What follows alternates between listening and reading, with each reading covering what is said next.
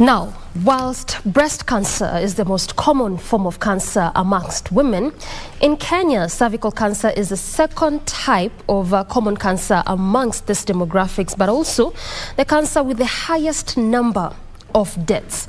This morning we slice the menace that is cervical cancer and also look at the importance of the HPV vaccine. And to help us slice and dissect this topic in the next 38 minutes is Professor Omenge Orango, who is a consultant gynecologist. Professor, welcome to the program. Thank you very much.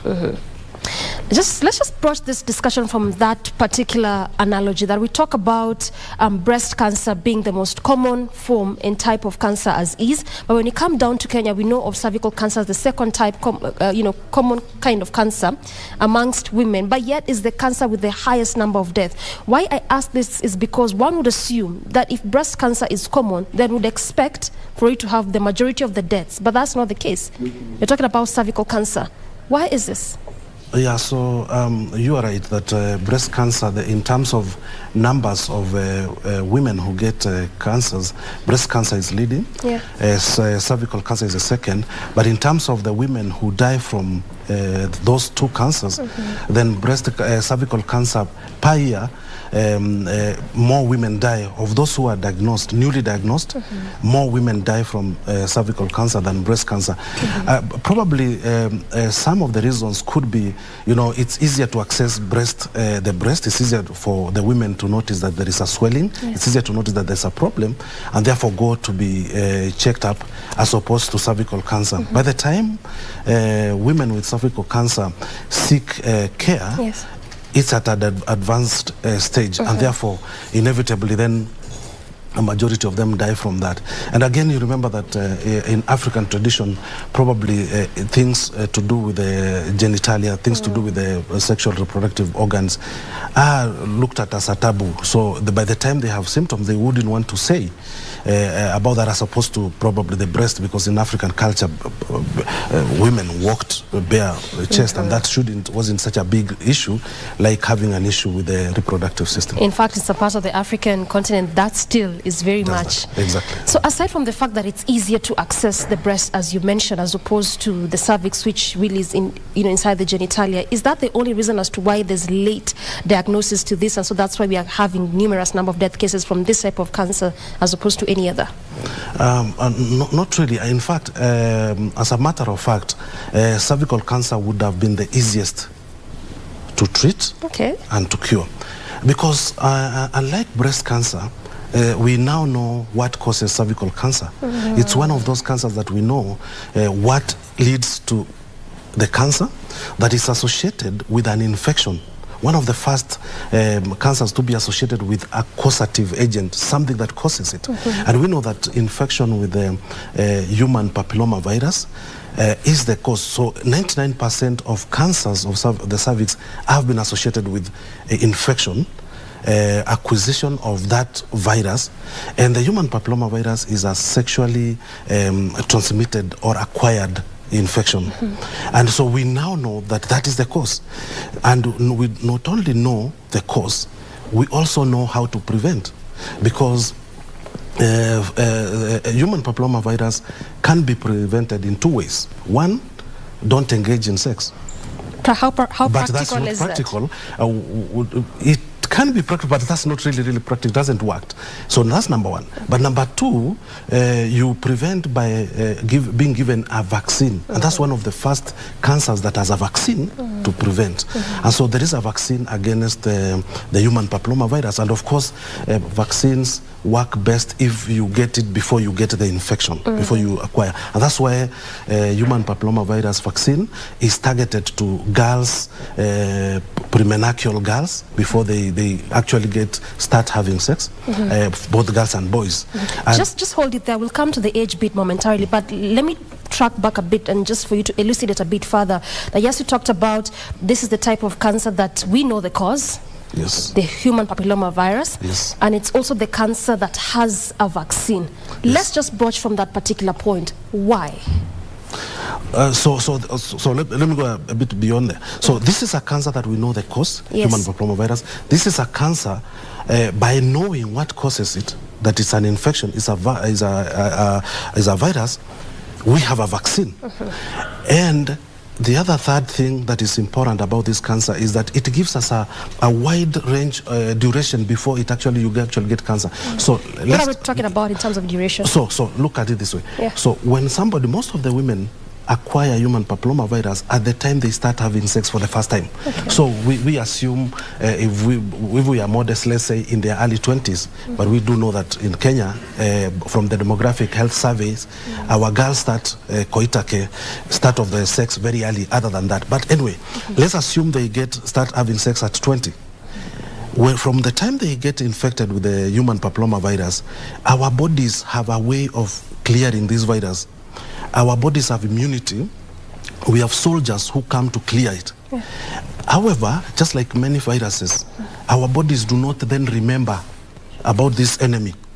So that, you know, when you get infection and you get immunity, you're supposed to remember the next time you get infected that this is the same enemy and the ammunitions I used were this. Unfortunately, viruses don't work that way. And that's why, for example, HIV, we don't get immunity to it. That's why many viruses need a booster. And that's where a vaccine comes. Something that then trains our immunity, our soldiers, that this is the enemy and this is how to fight it. And so from the time one gets infected with HPV, they may clear it. Majority of the women, actually, human beings, clear it within 2 years from when they get infected. But if they don't clear it, it then causes changes that will cause cancer. But that doesn't come immediately. It takes almost a decade, 10 to 15 years, from when you get infected with the human papillomavirus to when you actually get cancer, invasive cancer, real cancer. So we have a window of opportunity, a wide window of opportunity over a decade within which to then go and get screened. That's why another aspect of preventing comes in of screening, going to be checked, and if the changes that may mean that you may get cancer later come on, then something is done to prevent the cancer. So we know the cause, human papillomavirus, we know how to prevent it, don't have sex or get vaccinated. We know that even if you've gotten it and there are changes that may cause cancer many years later, we can screen using very simple technologies like visual inspection with acetic acid, vinegar, or pap smear. If we find there is a problem, that doesn't mean you have cancer. You have changes that if not treated, a couple of years will become cancer. We have very simple technologies of destroying that area that becomes cancer, and we prevent that cancer. So we know that. But in the event that you still go ahead and you are picked with early cancer, we also have how to treat. Surgery, you will be treated and you will be cured. In case it is found that it has gone beyond surgery, there is modalities to treat it again. The radiotherapy and chemotherapy. What surprises me then is the fact that with all this, all these things that we have that can prevent, all treat early, we still see women coming with advanced cancer. We still see many women dying of cervical cancer. I hear you, and I really wouldn't want to lose this question. One of our viewers just question that I ask in respect to also what you're mentioning, and this is the question: if one has never If one has never engaged in sex, can she be vaccinated, the HPV vaccine? Because just said, if you want to prevent this type of cancer, then abstain. Or if not, get the vaccine. Well, how would you respond to this one, Professor? So let me correct something there. We do not say that people who have engaged in sex cannot be vaccinated. Okay. Everybody can be vaccinated. The beauty about this is that even if you've been exposed before, the vaccine helps you build more lasting immunity, more effective and long-lasting immunity. And so, irrespective of the fact that you've engaged before in sexual contact before, irrespective of the fact that you've probably have had HPV infection before, you can still be vaccinated. And that's why we do not require as a prerequisite a test for HPV before you get vaccinated. Anybody can be vaccinated. However, looking at the cost benefits, the best people to benefit most are the girls who have not been engaged in that.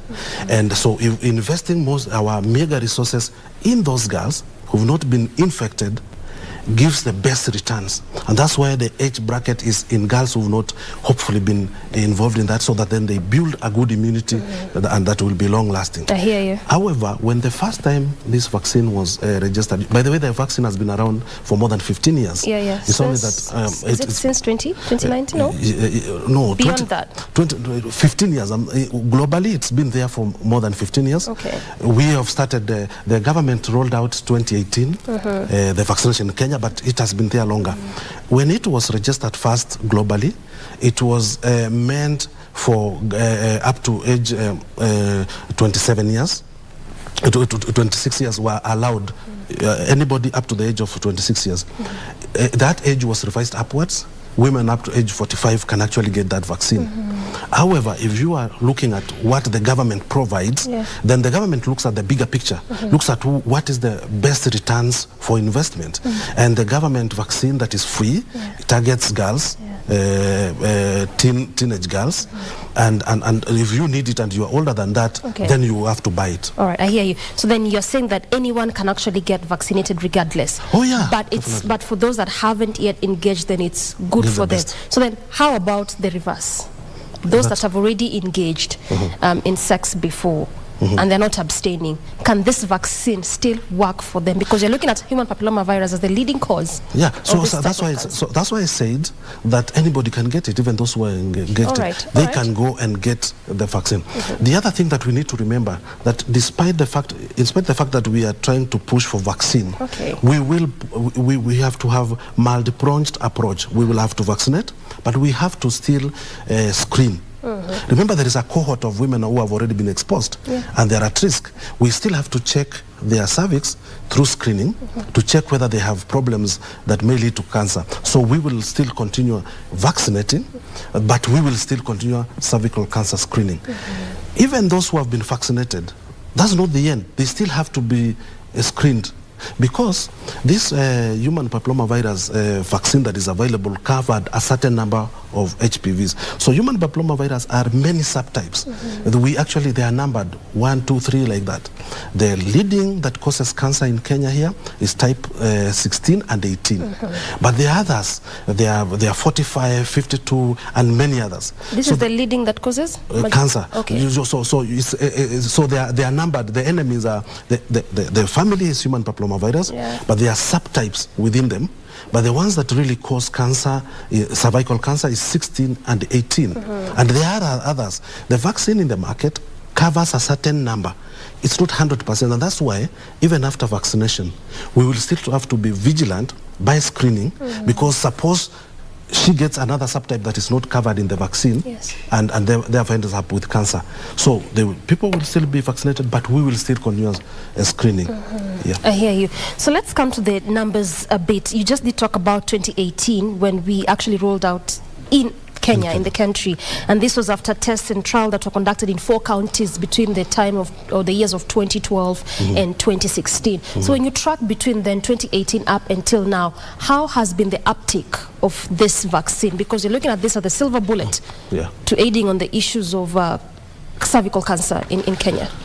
Yeah, so after the trial, which was successful, the vaccines were then availed in health facilities, health centers for access.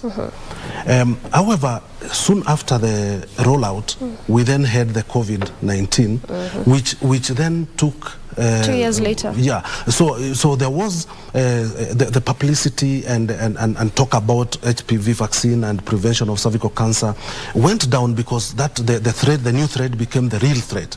And yes, there are even vaccines that expired in the health facilities because the uptake was poor. Remember, even health-seeking behavior changed. People started fearing going to health facilities. They said if you go there, you will go get COVID, and so that in itself reduced the number of the uptake of the vaccines. But there is, again, the Ministry of Health and the government has started again talking about that and encouraging people to go for the vaccine. So now probably the uptake might be better, but I would say the uptake wasn't very good. I don't have exact figures to give you, but what I know from the facility that I checked, the uptake was extremely poor compared to the normal way of the vaccines that we normally have. Remember, remember that Kenya has done very well with childhood vaccines. Yeah. The vaccines against polio and other TB and other things the uptake is very good. The childhood vaccines. HPV vaccine hasn't reached that level where you can say the uptake is good, and so there has to be a push to encourage people to uptake that vaccine. There have been challenges, and what people need to know is that this vaccine is as safe as any other vaccine. Yes. The science is top-notch science that came up with this vaccine. It has been tested in high-resource countries, and it has worked very well. And you know, we've talked a lot about this.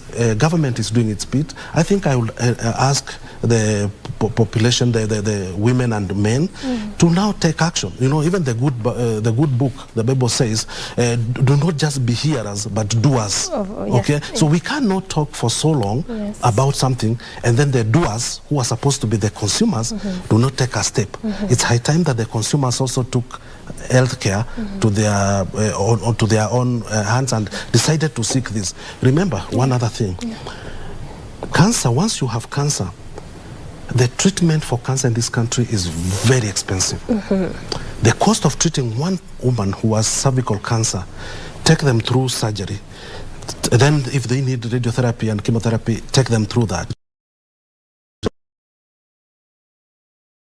Takes resources from the facility and the government that could have been used for other things. Okay. So the amount of money that goes into treating this one patient, if we redirected that resources to advocacy, to ensuring that we have prevention, primary health care, make sure people are screened, make sure they uptake the vaccine, we will save a lot of resources that then can go into development go to help others. I hear you. So speaking of the doer not doing the deed, much as we are having the awareness, because for instance January is Cervical Cancer Awareness Month, and you just talked about the push.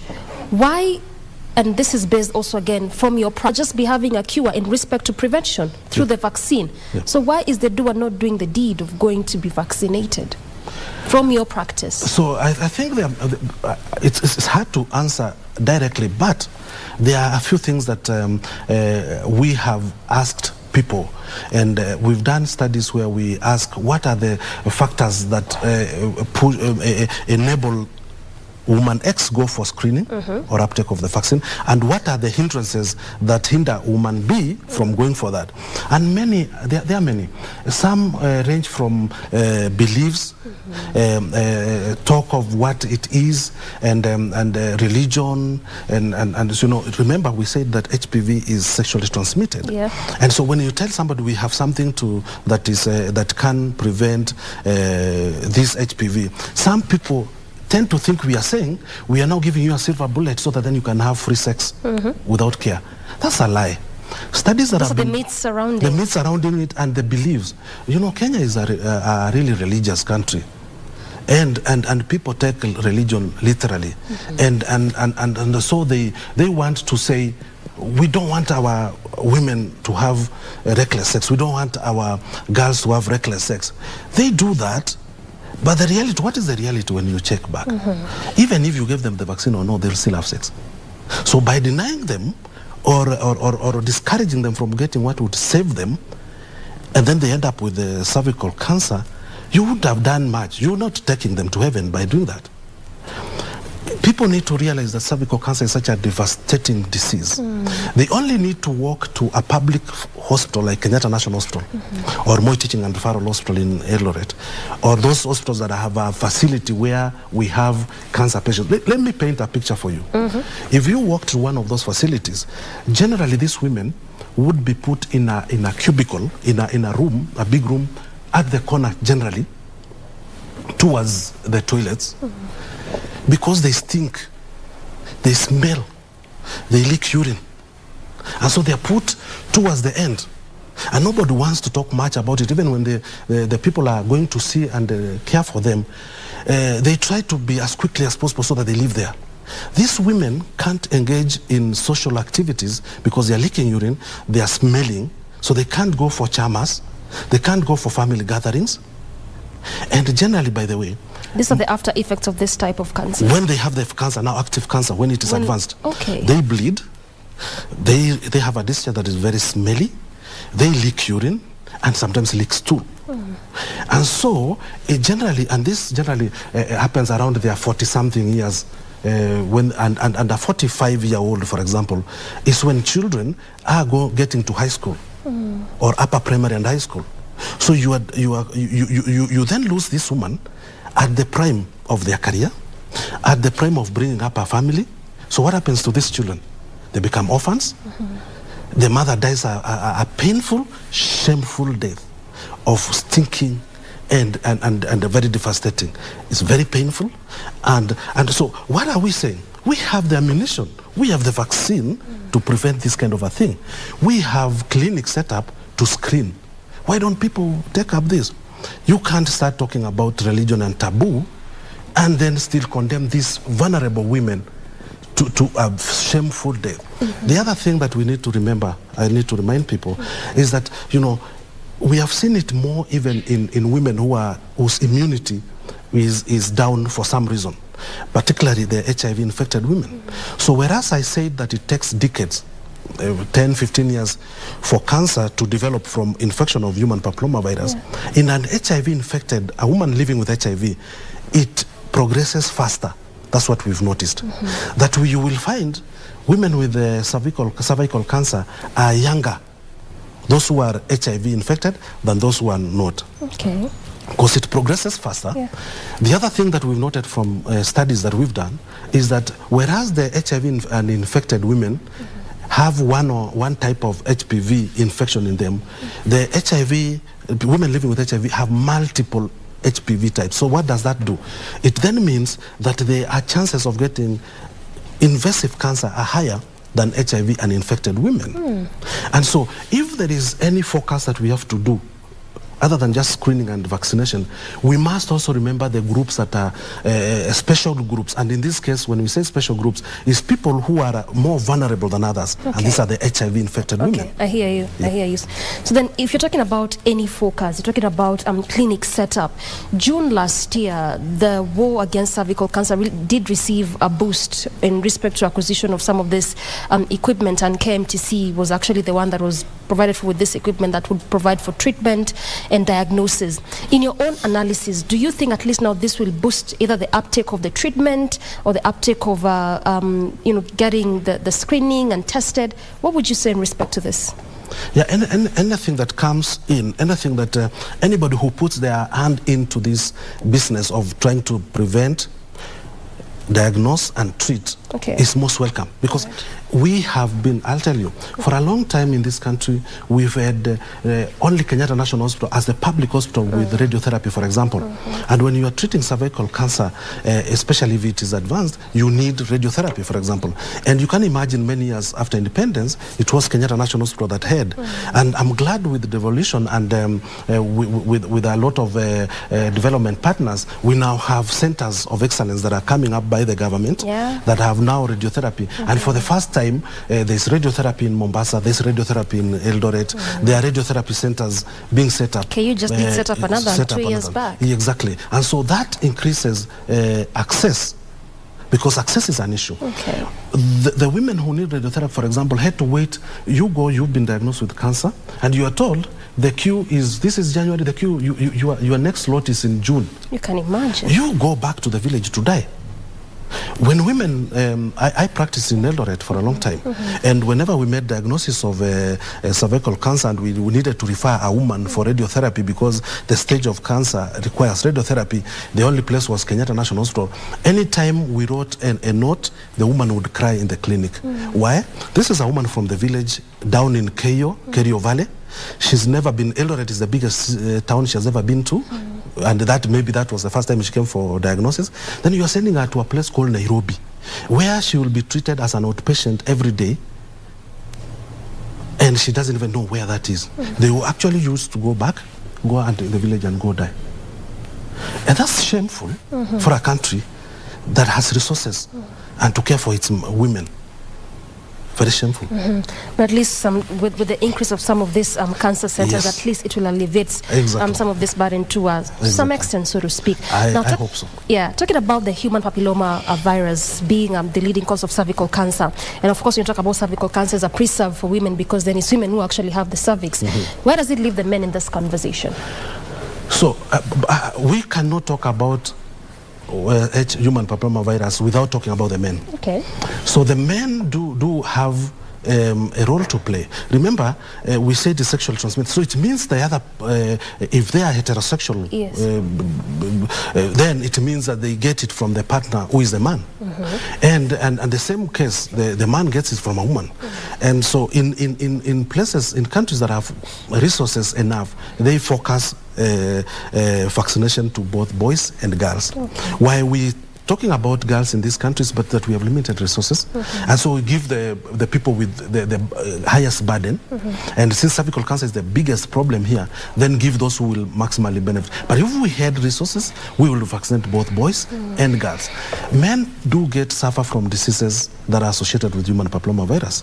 The men get also they get penile cancer. Okay. They get men who have sex with men get anal cancer. We have now seen head and neck cancers that are caused. This is as a result of human papilloma virus, the same virus we're talking about. All right. So talking about cervical cancer and human papilloma virus is not really only meant to take the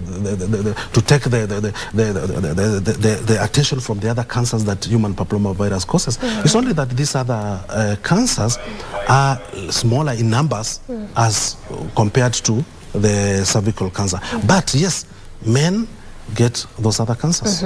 So when you talk about vaccine, this is holistically, but just as you said, for countries with good resources, then they can be able to provide for both genders. For both. And I look forward to a time when we will talk about we have resources. I think we need to start thinking that we have resources. It is in our mind. We should focus on having both. And I hope that that will happen soon. And my director has just signaled me that we have 4 minutes, and really there's really quite a lot we could have talked about. But just as we begin to sort of like, wind this down, Professor, I'd also want us to talk about the data in terms of where we are. This is because every year in Kenya, 5,236 women are diagnosed with cervical cancer. And out of this, 3,211 die of this disease. Yes, we have the vaccine, and of course you've enumerated the reason as to why there may be a slow uptake and therein. When you look at this figure, this is more than half of those who get diagnosed who end up losing their lives. Are we still at the same rate in terms of figures? Has it gone up? Has it gone down? And also from your practice, what are you doing to perhaps make more sensitization in the uptake of vaccine to perhaps reduce this number? Yeah, so that number, those are very recent statistics. It hasn't gone down.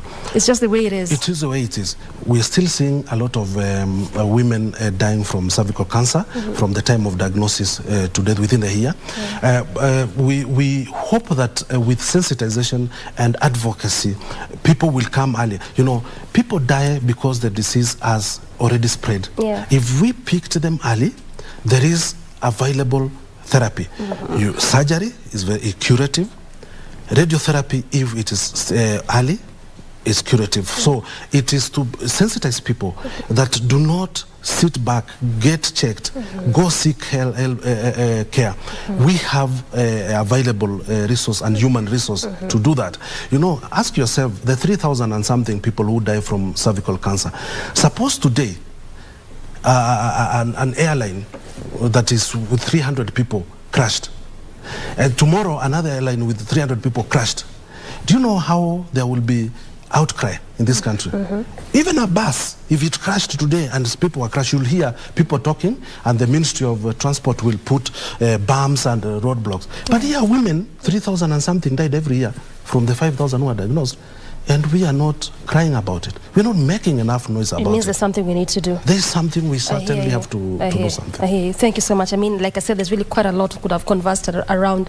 This is really a pertinent topic and a pertinent discussion, but we are strapped for time, and so you have to cap it at this particular point. But I hear you in terms of sensitization and taking up the task, because again, also I was reading that some statistics talking about by 2040, if we don't do anything, then the cervical cancer deaths would have risen to above 50%.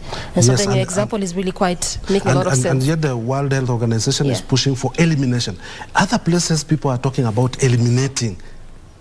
Here we're talking about trying to scratch the back. There's a lot we need to do. Yes. I hear you. Thank you so much, Professor, for your time and valuable inputs. Highly appreciate. Pleasure.